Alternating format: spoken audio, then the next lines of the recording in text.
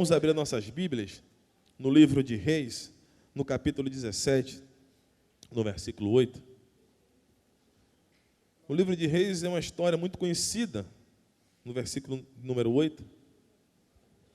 Quando você lê o Antigo Testamento, você fala em livro. Quando você lê o Novo, você fala em cartas, que são as cartas paulinas do apóstolo São Paulo, que foram 14 que ele escreveu, mas no Antigo Testamento não existe não de primeiro Reis, segundo Reis, primeira crônica, é só Reis, Crônicas, Esdras. E eu tenho certeza que o Senhor vai falar conosco através dessa palavra. Primeiro livro de Reis, capítulo 17, versículo 8. Quem encontrou, disse amém? Amém.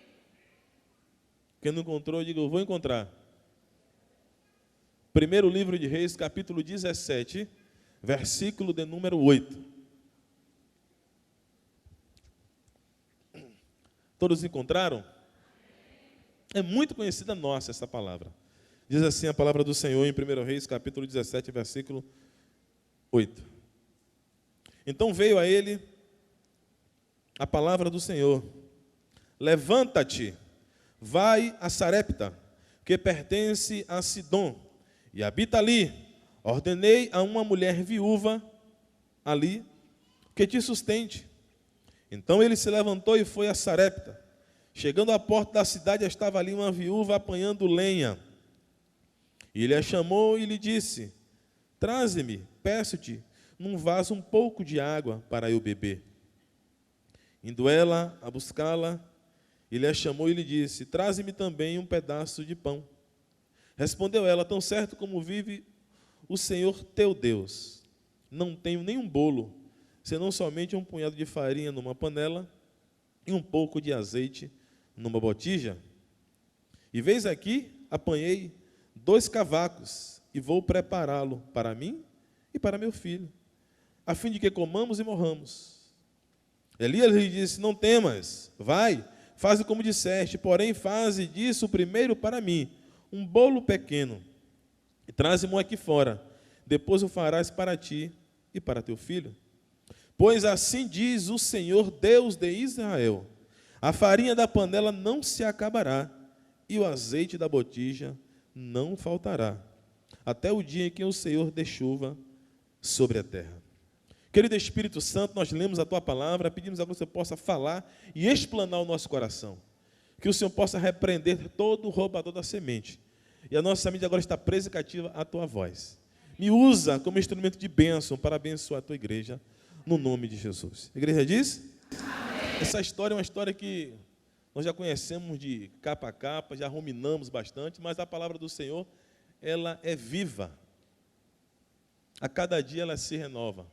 Por isso que Jeremias, ele disse que as misericórdias do Senhor é a causa dele não ser destruído, porque todo dia de manhã ele era como um novo decidido diante do Senhor. E é assim que Deus nos vê. Mas quando nós começamos a estudar essa passagem bíblica e ver o contexto histórico disso aqui, estava falando de um personagem chamado Elias, de um sujeito chamado Acabe e de uma viúva com o seu filho. Só que Elias, o profeta Elias, é um sujeito que surge na história de Israel. Não se tem contexto dos seus irmãos biológicos, não se fala dos seus pais, não se fala de ninguém. Elias aparece. E Elias também tem um amigo chamado Eliseu, que era um sujeito cheio de complexos, cheio de baixa estima, sujeito que era calvo, não suportava, achava que era feio, ao ponto de mandar ursa matar menino porque brincou com ele. E Elias, na cabeça do povo também, era um sujeito antissocial, que vivia na caverna, não se misturava. Olhe que dupla de 2, como diz aí fora. Que coisa terrível, mas Deus aprove a usar essas bênçãos. Ainda permitiu que se registrasse na palavra dele. Porque o Senhor sabe que tem algo aqui que é bênção para a minha e para a sua vida, hoje no século 21, 2014, antes de virarmos para 2015. Então, quando você começa a observar a história desse sujeito aqui, chamado Acabe, para que você entenda, Acabe foi o 7º rei da história de Israel. Acabe começou a reinar no 38º ano do reinado do rei Asa, que reinou em Judá. Mas Acabe reinou em Samaria durante 22 anos. Acabe é filho de um homem chamado Omri. E a história diz que ele era o 7º rei de Israel. Foi o 7º rei de Israel. E a história diz que os reis que antecederam a Acabe, Acabe fez tudo aquilo que era mal, que era ruim, que era pecado diante de Deus Todo-Poderoso, porque ele era um líder espiritual. E além de ser líder, ele conduzia um grande rebanho que era Samaria, o povo de Israel, a pecar também. Porque quando um pai de família, o líder, o sacerdote do lar, peca, quando ele chega do seu trabalho, ele começa a subornar, a roubar, ou afanar, e ele é demitido, toda a sua família padece por causa do pecado do líder da família. E assim era Acabe, ele pecava e ele fazia com que o povo também pecasse. Mas diante do Senhor tem um cálice, que se chama cálice da ira de Deus. E tudo tem um tempo. Por isso que muita gente fica pecando por aí, fica fazendo bobagem e acha que Deus não faz nada. Deus está dando-lhe a oportunidade de você se arrepender e voltar para os caminhos dele. Porque Deus não se deixa escarnecer, e o salário do pecado é a morte. Observe que Sansão, que foi um dos juízes, Deus fez 14, levantou 14 juízes. E Sansão brincava com o pecado, não me amarre assim, com 7 fios novos, e isso foi brincando com Dalila. E em um momento ele dizia, eu subirei, como das outras vezes, mas ele não sabia que o Espírito já havia se afastado dele.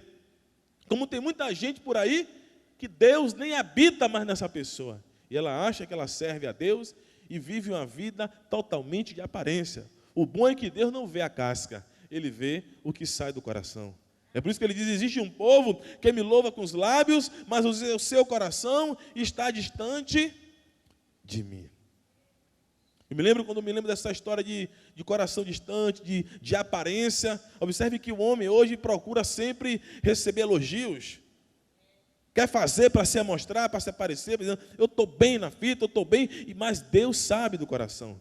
Me lembro de uma senhora, ela tinha 87 anos, ela era a líder da intercessão da igreja, uma senhora idônea, mulher íntegra, e ela era a líder da intercessão, e o pastor era o braço direito do pastor. E um dia ela chamou o pastor para conversar, e o pastor deu toda a atenção, que era a mãezona do pastor. O pastor disse, minha flor, o que foi que houve? Ela disse, eu quero falar para o Senhor que eu não amo o meu marido. E o pastor pensou que ela estava brincando, uma senhora de idade, quase 90 anos, casada há quase 50 anos. Eu não amo. E o pastor disse, como a senhora não ama? Ela disse, eu não amo. O pastor pensou que era a brincadeira dela. Ela disse, quando eu era menina, na verdade, foi meu pai que escolheu o meu marido. Eu não podia escolher. Eu era muito submissa a meu pai. E ele falou comigo para me arrumar. Eu era muito novinha e me levou para a linha do trem, para esperar o meu futuro marido, que seria um doutor, um advogado.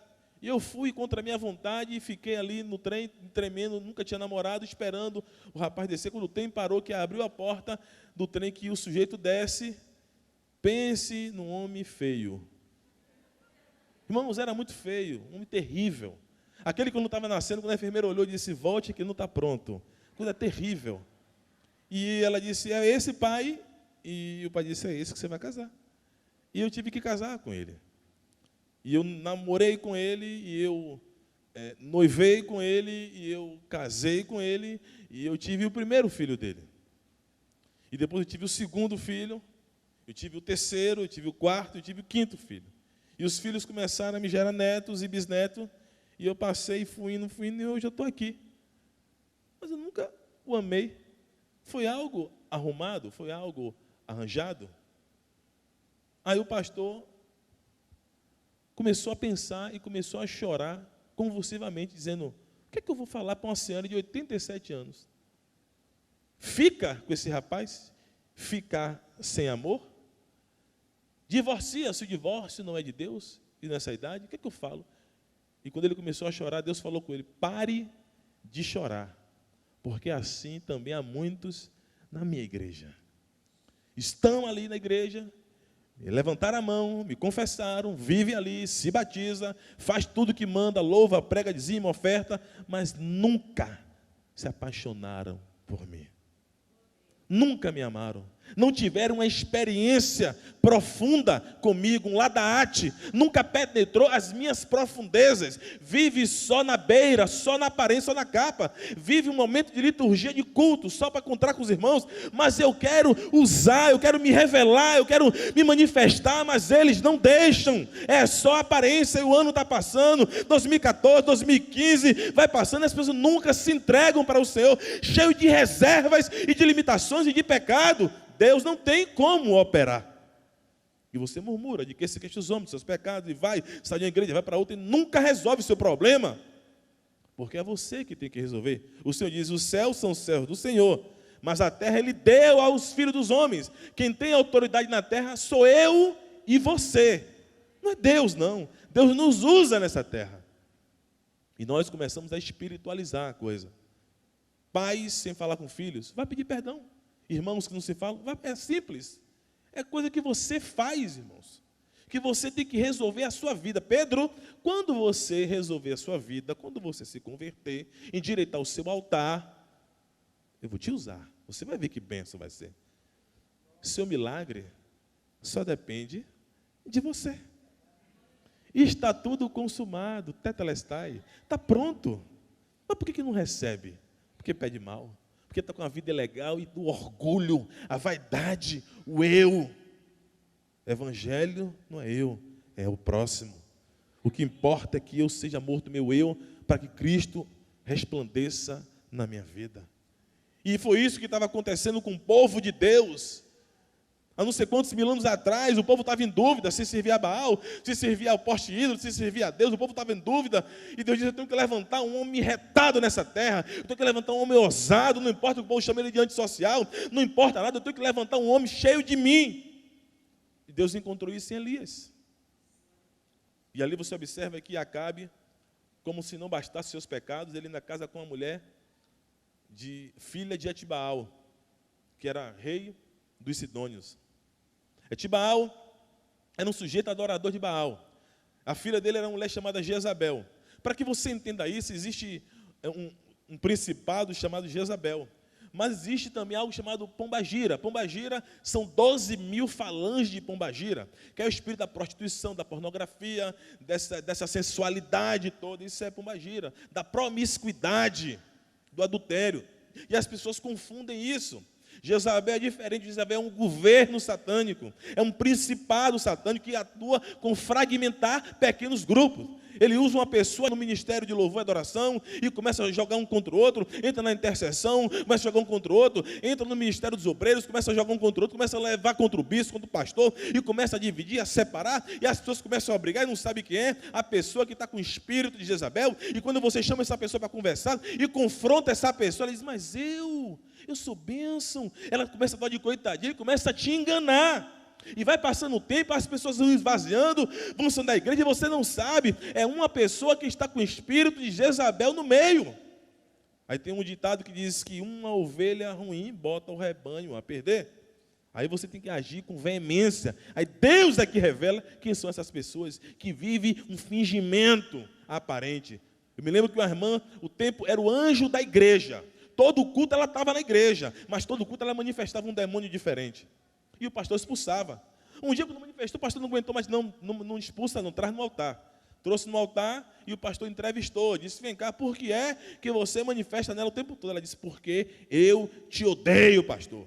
Era a irmã que era o anjo da igreja, mas odiava no seu íntimo o seu líder. Não gostava do pastor, orava contra, queria que ele caísse para ela assumir o lugar dele. Deus é que conhece os nossos corações. Jeremias disse que o coração do homem é corrupto, é enganoso, quem o conhecerá? Está escrito lá em Hebreus 4:12, Deus, Ele que conhece nosso coração, Ele que separa a nossa junta, Ele que separa a nossa medula, é Ele que esquadrinha o que está no mais profundo da nossa alma e pode curar a mim e curar você dos maus desígnios, dos maus pensamentos, das intolerâncias. Deus diz, eu tenho que levantar um homem. Procurei um homem, não encontrei, mas ele achou Elias. E Acabe se envolve com essa mulher, e essa mulher, moleque macho, começou a mandar um homem. Começou a oprimir. Eu me lembro que uma certa feita ele queria uma vinha de Nabote, E Nabote disse: eu não posso te dar aquilo que é herança dos meus pais, aquilo que Deus me deu. Eu não posso. Ele: vou te dar uma vinha melhor ou te dou dinheiro. Ele: não posso. E ele foi para casa chorar. E a mulher disse: o que está chorando? Ele disse: é a vinha que eu quero e não posso. Tome vergonha, você é rei, eu vou buscar. E aí assumiu o lugar. Está assim, irmãos, ó, na igreja, de mulher assim, que manda do homem. Não vai para a rua hoje não, viu, filho? Fique de castigo. E ele: mas por quê, rapaz? Fique calado, rapaz.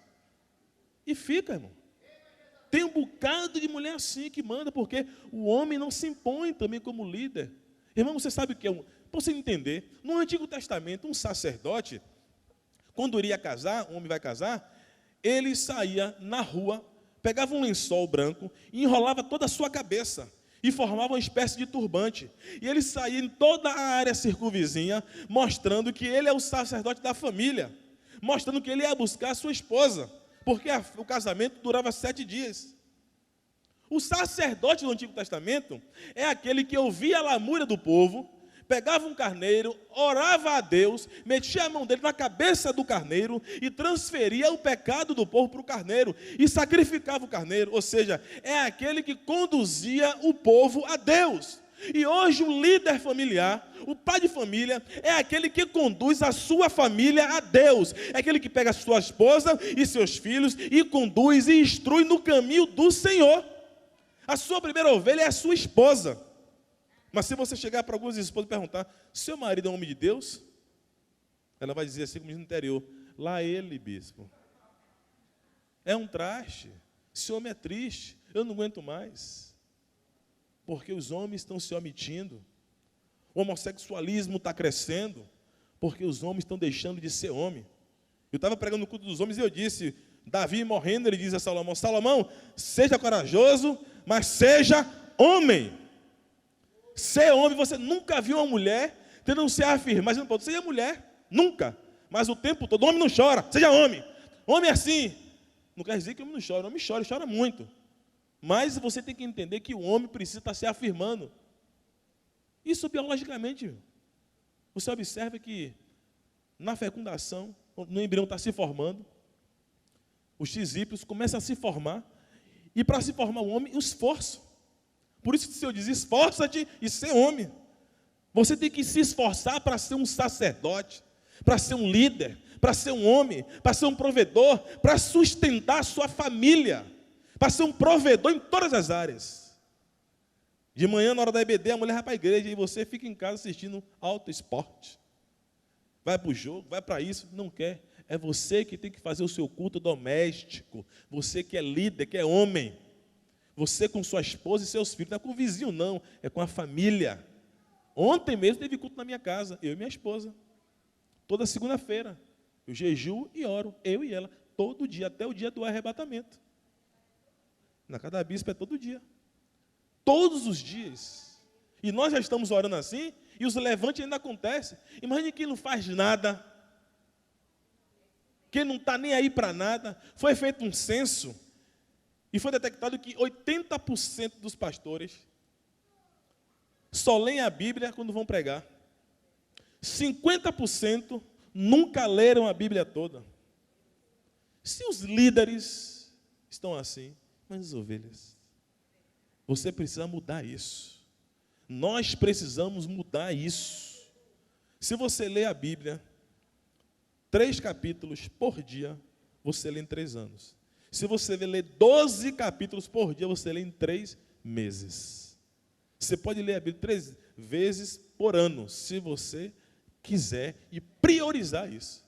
Então Acabe se envolve com essa mulher, uma mulher totalmente aversa à palavra dos princípios do Senhor, começa a conduzir ao pecado, e ele começa a construir altares a Baal, dentro de Samaria. Você sabe que o Oriente são países religiosos, que cultuam ao Deus de Israel e a Alá, que é Deus Todo-Poderoso. E você observa que um país altamente religioso, ele começa a construir os altares a Baal. Baal era considerado como o Deus da chuva. Ou seja, um país que era deserto, que a comida era escassa, você observa que quando vinha a chuva, era sinal de prosperidade, sinal de bênção, sinal de verde, sinal de provisão, sinal de bênção, é chuva. Então você começa a observar que quando a chuva vinha, eles davam a glória a Baal. E como se não bastasse, ele começou a construir também poste ídolo. Poste ídolo era uma deusa chamada Azera. Tem até um carro da Hyundai com o nome Azera. Foi feito em adoração a este Deus. E você observa que essa deusa era uma deusa da Fenícia e dos sírios. O sírio hoje é aquele grupo que tem o ISIS, que anda decapitando as pessoas, acabando e fazendo e acontecendo. Porque existem dois grupos de muçulmanos, os muçulmanos, os xiitas e os sunitas. Os xiitas é 20% dos muçulmanos, que são os extremistas, e os sunitas são 80% que são pacíficos, que vivem bem. Você observa que eles começaram a fazer essa estátua de Baal, de poste ídolo, que era deus da Fenícia, Azera, que eles começavam a prestar culto lascívio e pornográfico debaixo da imagem de Azera. E isso começou a criar, a transbordar o cálice da ira do Senhor. E Deus começou a observar a postura dessa família, a postura desse casal em Israel. Então Deus observa que o povo começou a passar crise, o povo começou a passar fome, o povo começou a idolatrar, o povo começou a perder o controle, o princípio, o caminho, a identidade. E Deus disse, eu tenho que intervir agora. Então Deus levanta Elias. Elias surge na história. O nome Elias quer dizer Deus é Jeová. E Jeová, o alto existente que se revela. Eu vou me revelar através da vida de Elias. É por isso que ele diz, é por isso que se manifestou o Filho de Deus para desfazer a obra do diabo. É eu e você que somos os filhos de Deus que temos que desfazer a obra do diabo. Ah, uma maldição, está repreendido. Não vai dar, vai dar. Somos nós. A porta está aberta, a porta está fechada, a bênção chegou, você está curado. Você tem que falar. Você vai colher tudo aquilo que você planta com a sua boca. Você não tem que falar bobagem. E hoje o que mais você vê é o povo praguejando. Não dá não, bispo. Não tem condições. Está uma destruição terrível. Lá em casa está acabando com tudo, os copos quebrando tudo. Eu compro a comida, dá orgulho, bispo. A maldição está dedicada e começa a profetizar. Vai estar ruim mesmo. Está tudo engarrafado, vai fechar mais. Está gripado, é muita doença, bispo. Vai ter mais. Porque está profetizando, irmãos. Como poderá jorrar de uma boca água doce e água amargosa? Abençoe, irmãos. Vai fluir. Vai funcionar. A vaga é minha. Eu me lembro de um irmão nosso que ele se inscreveu no concurso da Petrobras. E só que a prova era em inglês. Ele não sabia inglês, se meteu no curso de inglês. E foi lá e fez o curso. Quando ele está na fila para entrar para receber a prova, quem está na fila? O professor de inglês. Era 2 vagas. Ele disse, Deus, uma vaga é desse homem que me ensinou, mas a outra é minha. A outra é minha, Deus. Eu vou passar disso aí, Deus. Só que a prova de concurso, sabe que dá emborcada, não é assim? E estava emborcado, ele orando, crente como era, do fogo, orando, Deus, o professor está aí, ele orava mais pelo professor, mas a minha vaga. Quando disse, podem começar a prova, que ele virou a prova, ele começou a enxergar tudo em português. Passou em primeiro lugar e o professor passou em segundo, porque ele buscou em Deus. A glória é de Deus. Quando você invoca o Senhor, a vitória vem. Aprenda a exercer a fé no Senhor. Tudo é o que você fala, é o que você diz. Eu me lembro que os trapalhões, na época, Didi, Dedé, Mussum, Zacarias, eles brincando ali, eles falaram, não, porque Mussum vai morrer, Zacarias vai morrer, vai ter uma briga entre Dedé e Didi. Aconteceu? Aconteceu. Porque na brincadeira eles falaram. O mundo do Espírito não brinca. Aquilo que você fala que é bênção, Deus registra. Aquilo que você fala de maldição, o diabo pega. Eu tive uma ovelha que ela estava com um problema de lesbianismo, há muitos anos, há 16 anos atrás. Sabe por quê? Quando comecei a aconselhar?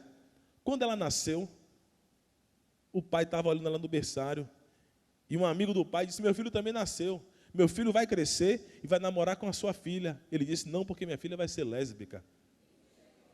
Está até hoje, porque o pai disse que seria e foi. Então Elias, no Antigo Testamento, sabia disso, irmão, do poder da palavra. Observe que os pecados estavam instalados. Ele disse: olha, Acabe, tão certo como vive o Senhor, cuja presença eu vivo e estou, não haverá chuva nem orvalho durante 3 anos e 6 meses. Cerra o céu. Deus disse: fecha agora. Depois ele disse: rapaz, esse Elias não é normal. E agora? Porque até ele ia passar dificuldade. O poder da palavra, segundo a palavra de Elias. E Deus aí teve que dar os seus pulos no céu para segurar a chuva. Por que ele falou não chova? Porque Baal era conhecido como Deus da chuva. Ele queria dizer: olha, Baal, quem é o Deus da chuva? É o meu Deus. E aí Deus disse: vá para o Oriente, Elias, e você vai beber do ribeiro de Querite, e eu já mandei os corvos te alimentarem, pela manhã e pela tarde, pão e carne. Você sabe que corvo é urubu, né, irmão? Mas urubu, eu passei outro dia no hospital do subúrbio e tinha um bocado de urubu comendo um galo. E eu lembrei de Elias, meu Deus, será que foi do galo, meu pai? Ser alimentado pelo urubu. Deus, ele quando manda a bênção, não importa de onde vem.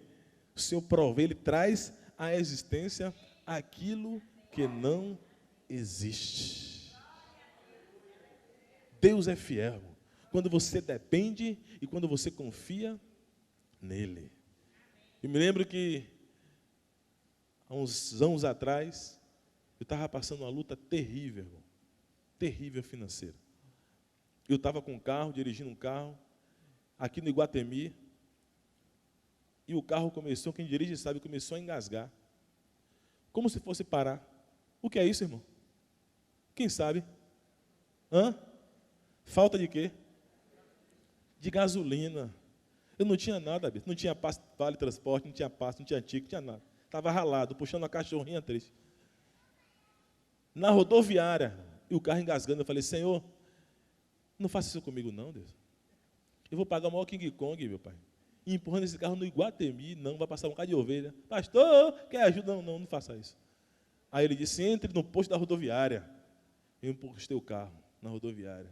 Aí o frentista veio, eu peguei a chave do carro, e soltei do carro e disse: nome. Aí eu digo: Deus, e agora? Bota quanto? Ele: bota quanto, senhor? E eu: espera aí. E aí, Deus? Veio voando, irmão, R$10 assim no meu pé, ó, parou. Eu disse: varão, bote 10 que eu estou perto de casa, depois bota o resto, vá. Quando você confia e depende do Senhor, Ele não deixa você passar vergonha, não, irmão.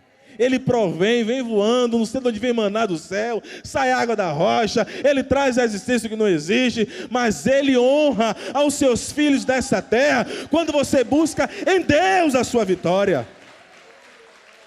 Deus é fiel, e Elias surge ali, cheio de autoridade, diz: olha, não vai chover, e vai para o ribeiro, e o ribeiro seca porque não chovia. E Deus disse: eu quero agora que você vá para Sarepta, porque eu dei uma ordem a uma mulher viúva. E Deus é tremendo, porque Ele não mandou para o empresário, irmão, manda para a viúva. Eu digo: Deus, não faça isso não, para a viúva, ela vai te sustentar. Sustentar, sabe o que é sustentar? É manter, é suprir, é abençoar em todas as suas necessidades. E mulher viúva é uma mulher que faz trabalhos forçados.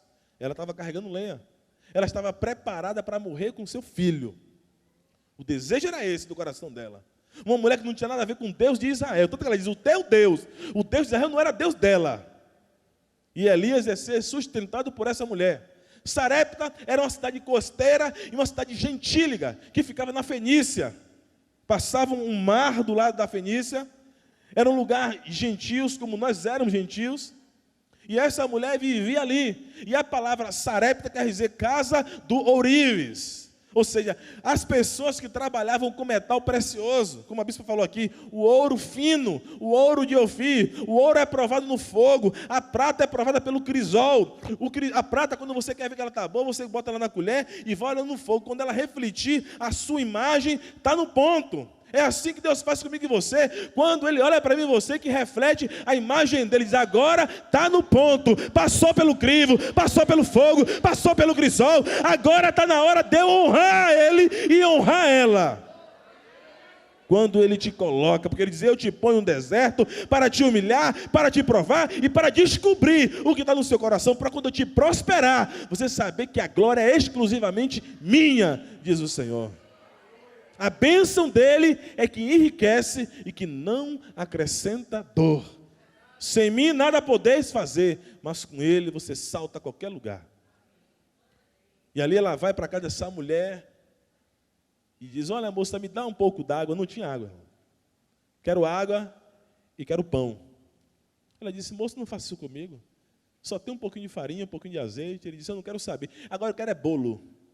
Folgado, viu? Imagina, irmão, se o bispo chega na sua casa e você passando uma dificuldade terrível, diz, irmã, faça aí para mim um bacalhau madeira grossa. Você vai até dizer assim, rapaz, que pastor, rapaz, quer me extorquir, quer acabar com a minha vida? Que é isso, irmãos? E eu quero até abrir um parênteses aqui para lhe dizer algo. E quando você não tem nada, parece que as comidas são as mais gostosas. Já reparou isso?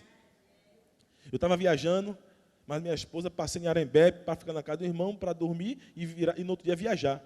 Quando eu cheguei lá, a irmã fez, mas bispo, hoje? Digo, por quê? Olha para aqui, eu não tenho nada, começou a abrir as prateleiras. Eu digo, irmã, não quero comer nada, só quero dormir. Ela disse, mas eu vou fazer um negócio aqui. Irmão, quando eu sentei na mesa, ela me trouxe um cuscuz, a portuguesa, e um omelete. Eu estava com vontade de comer tudo, irmão. Vou ser sincero, mas eu larguei por educação. Eu digo, irmã, eu estou quase falando em japonês aqui, o que é isso? Um negócio é com amor, é com carinho, é com dedicação, é com cuidado, não pode perder nada.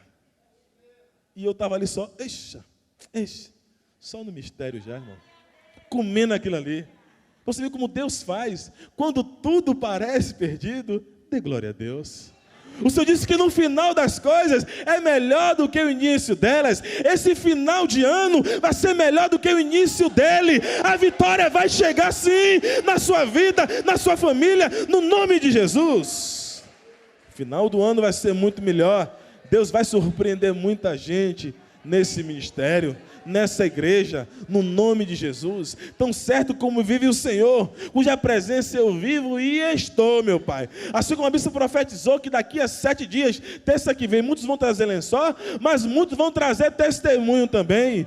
Portas abertas, curas, transformações, orações respondidas, milagres, aquilo que estava preso no muro do Espírito, seja liberado agora, meu Deus, no nome de Jesus Cristo. Abre as comportas dos céus, sacode os céus agora e supre a necessidade da tua igreja, para que eles saibam que existe um Deus que não dorme, um Deus que vê todas as coisas, um Deus tremendo, um Deus de amor, para a glória do nome de Jesus.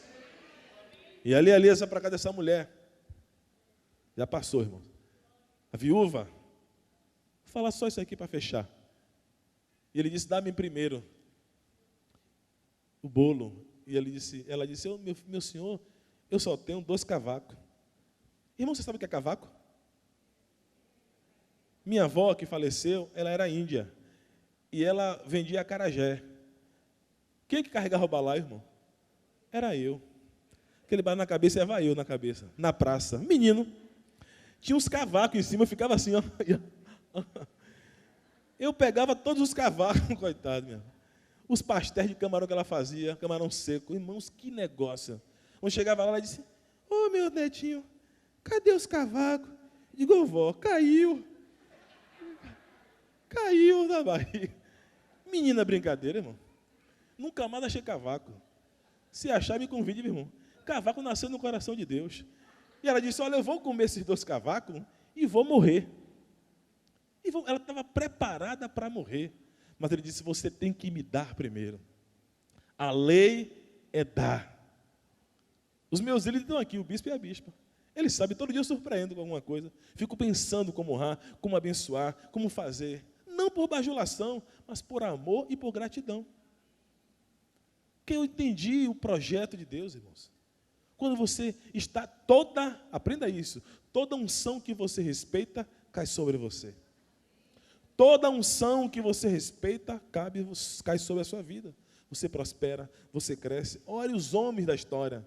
Elias, Eliseu, Silas, Paulo, Moisés, Paulo e Lucas, todos eles Todo mundo que você olha, que você aprende, que você respeita, que você valoriza, aquilo vem sobre a sua vida. É muito melhor do que criticar, irmãos. Então ele diz, dá primeiro. A lei é você dar primeiro. O que é que você está retendo que você não entregou na mão do Senhor? Entregue para Deus.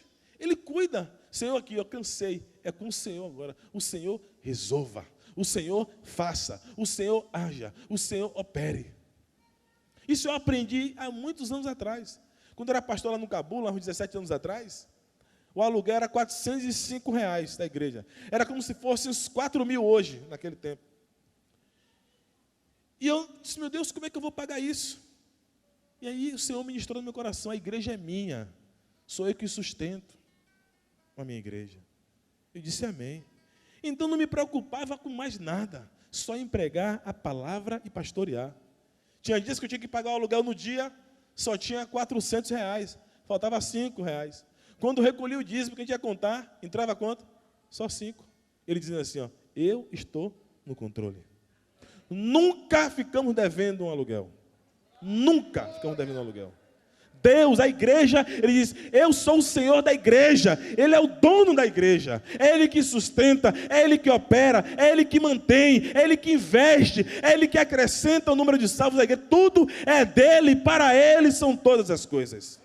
Quando você aprender que a sua vida não é mais sua, Paulo diz, eu não vivo mais, mas Cristo vive em mim. Se eu morrer é Cristo, viver é lucro. Quando você aprender que tudo é de Deus e vem de Deus, você não anda ansioso, não se preocupa com mais nada, só serve, só segue a Ele, pega essa cruz e vai atrás do Senhor.